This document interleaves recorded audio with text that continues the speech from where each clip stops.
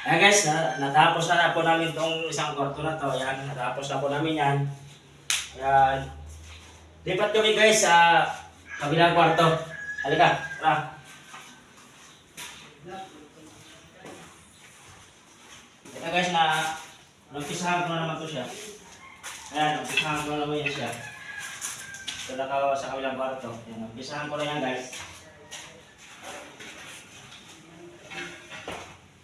Ito yung pisto. Kapal pa rin siya. Ayan o, kapal na guys o. Oh, tama. Kapal pa rin dito.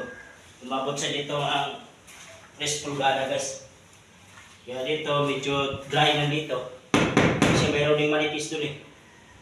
Kaya ang halo na dito na dalawa. Basa tsaka dry pack. Pinambanat naman dito kasi yung doon kasi mga sobra ng halo doon namin nilalagay. Tapos dito nilagyan din namin pero sobrang kapal talaga. Kaya guys, ganoon lang. Ito lang ka simple. Salamat guys sa mga natutunan.